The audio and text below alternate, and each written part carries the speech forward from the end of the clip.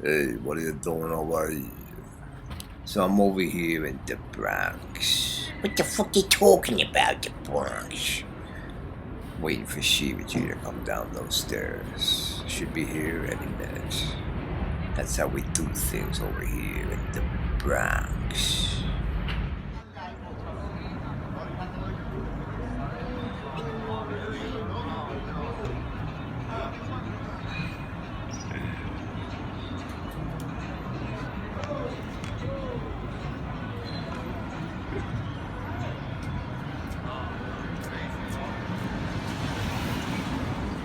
Look like crap. What up, Jim? All right, we're back with Shiva G again. What's up, man? What's up? What's down? I don't know. No introductions needed here, so let's just get right into it. Right. Let's talk. What's been happening? Anything in general you just want to share? Well, a lot has been happening. But, I don't want to. Certain people,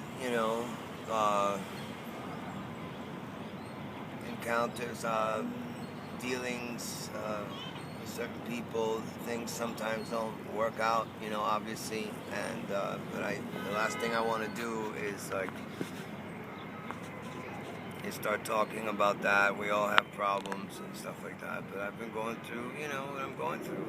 I don't know what else to say. But I always, through everything, I'm always, obsessed with my studies, my research, and I'm trying to, And what's the latest stuff you've been doing with your writings and research? Or I've been, what I've been doing is, this friend of mine, this dear friend of mine, he started talking to me about the Bible, and I've talked a lot about it, in the past, but I kind of strayed away from it deliberately because I know enough of the history of it without being a scholar, because I'm always studying. I know that there's a lot of holes, not only in the Bible, but in all other, dubbed sacred scriptures. To me, it's the sacredness is about is an experience that is not confined to any one person, place, thing, situation, circumstance, level, of God. It has to do with something that doesn't even need to be called sacred. Something that is pristine. A sense of purity, and there's no hard and fast rules. There's no brand on that.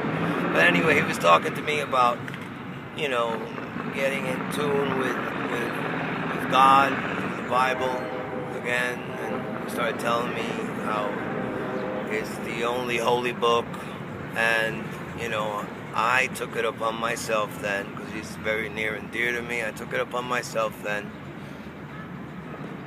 to show him how, first of all, the word Bible, means book. It's a book. Every book has a bibliography. The word Bible is within the word itself, bibliography, because that's what it fucking means. It means a fucking book. But anyway, excuse the French, but yeah, so certain books, like the Bible, the compilation known as the Bible, don't have a bibliography, meaning it doesn't have sources of its material in the back, showing, where it came from, or where, what this book is a manifestation of. But it does, and it's been hidden, deliberately hidden on purpose, of course, in order to perpetrate the myth of this is God's book. This is, God's book. God basically wrote this book, and, he didn't need a publisher because, he used any available publishers around, and I'm just saying that if I were to say that there is a God book, I would say that that tree, that original, that allegorical, the tree in the garden is to me the allegory of the body. You're the body, you're that tree, and that book is your very existence. It's not something that is put down in a book form and then passed on through generations and along the way interpolated to exhaustion and adding and subtracting, and therefore before the end of the day you come up with a hodgepodge of stuff that is of dubious origin, but at the same time that distortions are passed on, clear things, clear universal truths are also passed on. Not everything is always corrupt. There's also, diamonds in the rough everywhere. So also I also started, like many people, due to my own personal frustrations with it and the societies that gravitate towards, or that generate that, that biblical thing, even if it's including the Torah, Tanakh, to understand deeply. I mean, there must be a reason why these writings, have been circulating around for thousands of years. So there's a tendency, an understandable tendency, to quickly knock it. And I did that. I belonged to that group for a long time. It was just knock it because it's bullshit. It's all, But, and then I experienced a personal epiphany where I said, wait a second, let me study it along with, and you can't study the Bible. If you're really going to study the Bible, you can't study it without cross-studying it with extra biblical sources, extra biblical material, things that were around the same time frame or related or at least related to the subject matter from ancient sources, not accredited or canonized by Catholicus Primus, and so to understand, also not to demonize the Catholic Church entirely. In other words, if we're gonna get Zen, if I'm gonna get Zen about things, then I have to really try to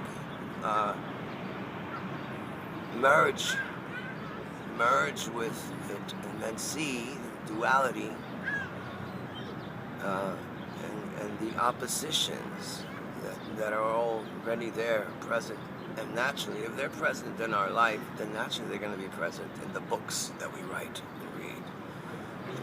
But throughout it all, you can gather stuff that when you compare it to other scriptures deemed sacred by other cultures, you see that they're like universal themes that are concurrent. You find everywhere. There's a certain dignity. There's a certain nobility of attributes that are pretty much you can find everywhere. And so that common thread, whether appearing in a religious or a secular, even a secular manner, where you're not ascribing, subscribing to any religious orthodoxy or even unorthodoxy, you're just not even religious at all. And then just basically I'm doing this study to show and then connect, but I probably never get done with it, I know that. Not probably, that's me being arrogant to say probably never. No, I will never get done with it, because along the way I'm also comparing it to my decades study of the Bhagavatam since I started when I was 15 and a half, studying the Bhagavatam, which is another ancient scripture from, ancient India, which wasn't even called ancient India, and that's a whole other thing. But so I'm just showing, I'm learning a lot, I'm finding a lot of confirmations in a lot of things, like the fact that what we call the Zoroastrian religion, is actually the granddaddy of like what I call the three bullies on the global block: Judaism, Christianity, and Islam. And Zoroastrianism is the source of where these three come from in a closer and more intimate way than most would imagine. What is it called again? The Zoroastrian religion. Zoro. That's the Greek form of saying it. Zoroaster is the Greek way. Okay. The Greeks, of course, we're still living under basically a Greco-Roman, Germanic world view for the most part. That's very much a fact. That's just what it is. So, needless to say, I mean, we're still taught in school that Herodotus is the father. He's dubbed the father of history, but he really isn't. But anyway, but he's great. I like his stuff. So it's interesting that you bring up the theism and the Abrahamic religions, because one of my subscribers has accused you of being a Luciferian. Oh yeah, I went to a period when and also says that a lot of the philosophy of Eastern religions and this stuff is Luciferian. So what do you say to that charge, and about Luciferianism in general? Right. And well, if I say Luciferianism, yeah, it's a whole different thing than saying Lucifer. There's so many different ways of understanding Lucifer. Now that is, I think I'll take that as a compliment. Yeah? I'll take that as a compliment. I'm sure he meant it as... I'll take it, you know what? That's got to be on a day like today where I'm going through a hell of a lot. There's a big devastating change I'm undergoing. And I can honestly say that I would never have imagined that I would receive such a compliment. Every now and then, there's certain compliments that like really stick out, and they really like grant you. And I would have to say that, I'm touched. I'm touched that he would say that I'm totally Luciferian. I'm touched. It touched me to the core. Lucifer, most people know, or at least a lot of people should know already what it means. Phosphor, I think it means something to do with fire and light, fire, phosphor, or phosphorus. That's where the word comes. It's the same word. Lucifer. The bringer of light. Yeah, Lucifer, the bringer of light, the wielder of light, the bearer of light. Who enlightens all men, yeah. right? Well, so it's a principle. It's also, I'm really into, okay, I was reading, this is the thing. That's why I'm rereading the Bible again, but with my cross-referencing, because I decided to, in my own way, up the ante, and I'm just going to play hardball. I'm going to, because I'm sick and tired of these people, for example, calling me a Luciferian, like if that's an insult or something, it's not. In fact, their own Jesus, is called the bright morning star. Their own Jesus is Lucifer, or a Lucifer, because if you take the name, and Jesus is also Satan for that matter, because if you understand the meaning of words, and you just get off like this, this hypocritical, annoying, intensely annoying, enragingly nauseating, sorry, but prick in the ass attitude, state of mind, where you're holier than thou, and, separatists, this is not good. This is a pathological, self-righteous state, where you think that, you may not say it. You may actually go out of your way to proclaim how much of a fallen sinner you are. in a way, that's a form of subtle pride.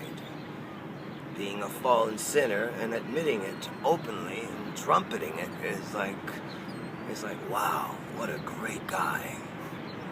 You know, and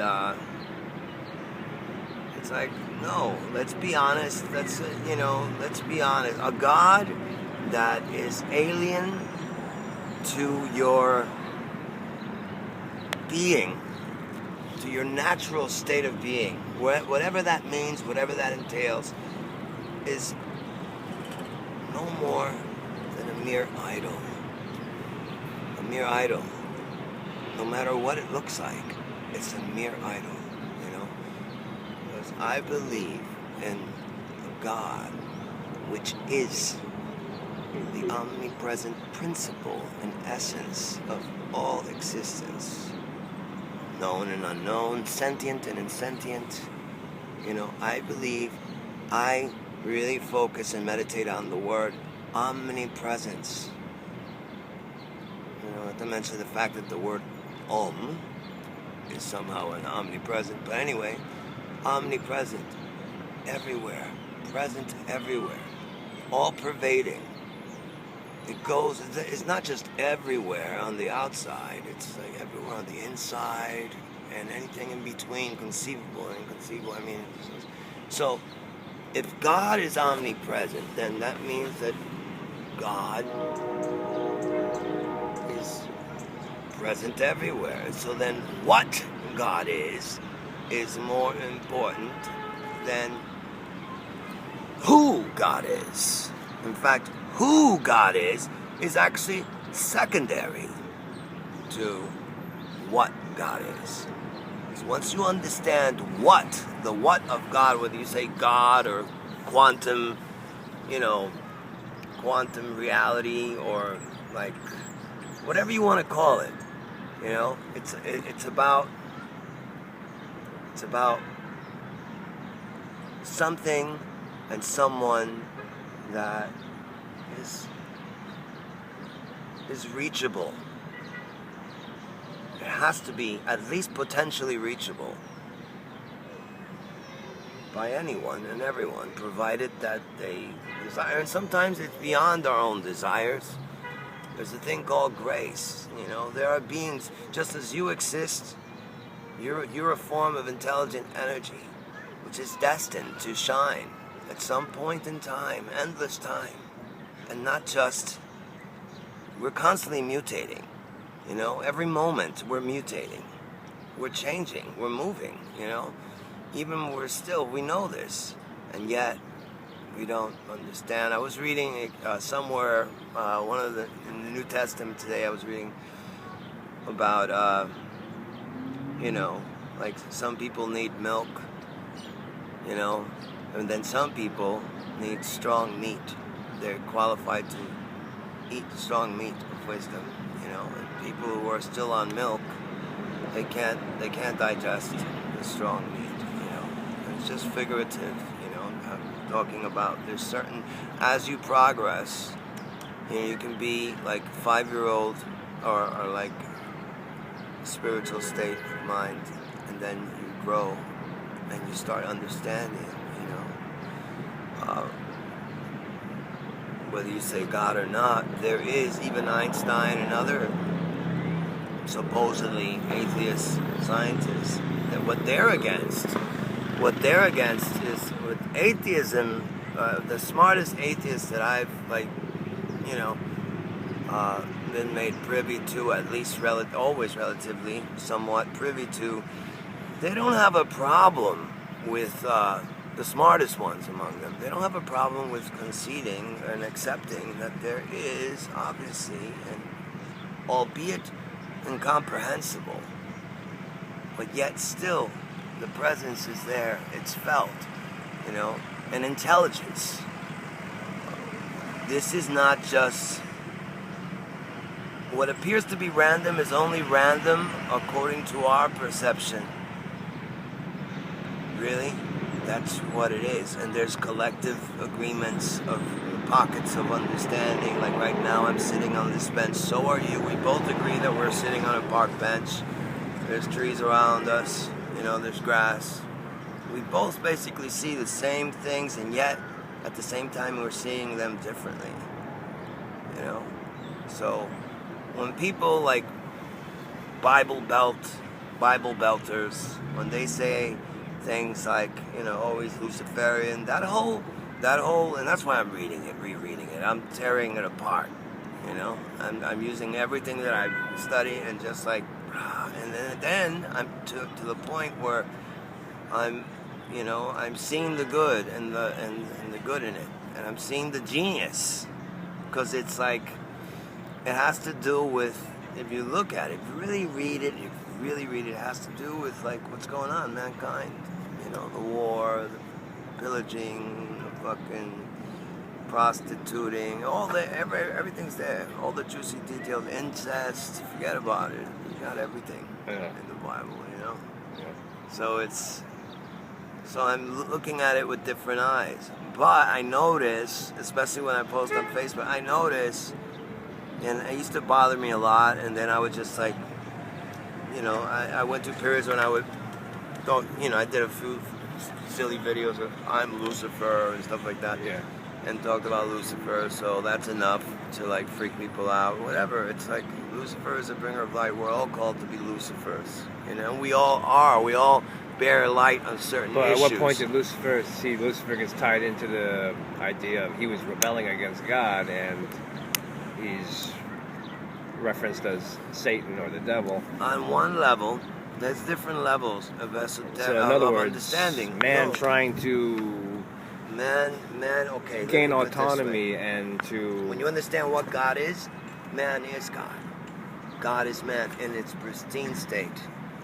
God, what we call God, is as you can say to have, and I'm taking this from ancient Puranic, or like ancient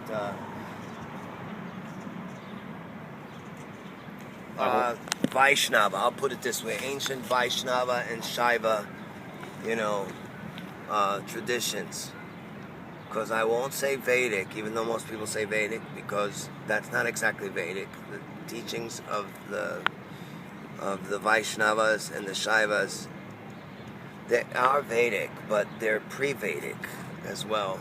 The Vedas are expression trying to record, preserve the teachings of an anterior age and culture for posterity's sake.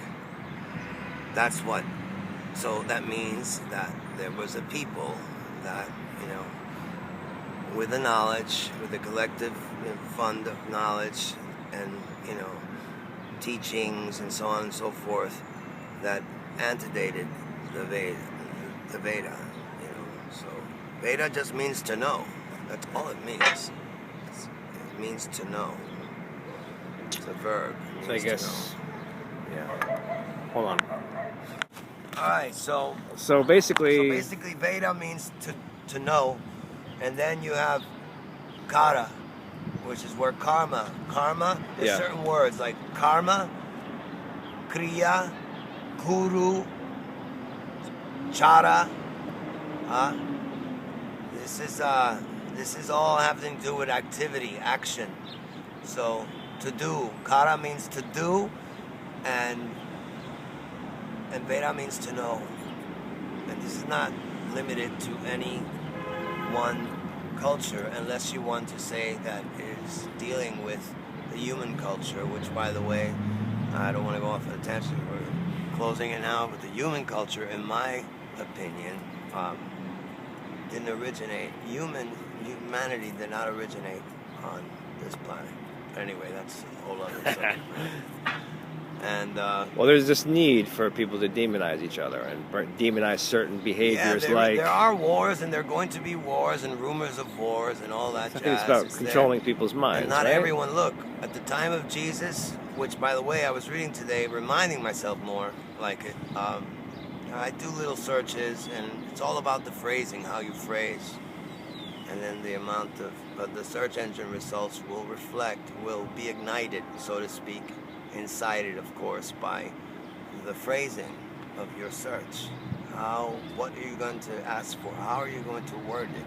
You know, and And that in and of itself is an art. Yeah. You know, knowing the key words, or if not, if the key words don't exist, it takes even more skill to systematically make a keyword. Convince the search. That's like awesome. You can tell the search, okay, this is a new keyword, folks. But that entails a lot of listening, you know. Yeah. So action, reaction. Karma just means activity. It means activity. This is existence. This activity. How do you know someone is living? Because they're, you know, you feel a pulse. You see something. You feel something. You detect something that speaks of life, and life is activity. So, yeah, I'm not reading the Bible as like in the mood of like, oh, I'm returning to the faith. No. I'm not doing it like that.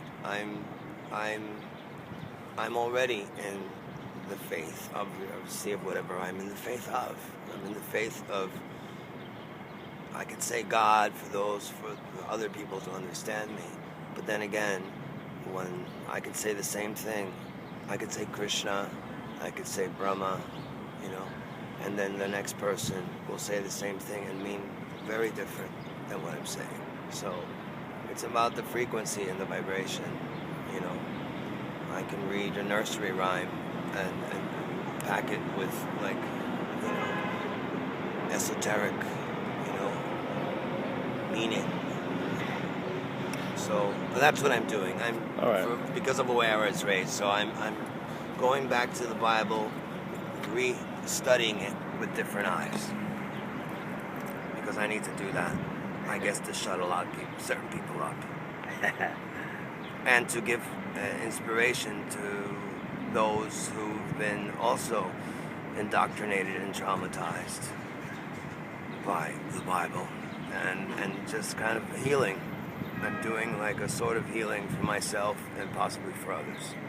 That's what I'm working on. All right. So we're going to check back with you again in a future video. Yes. So until then... Haribo. All right.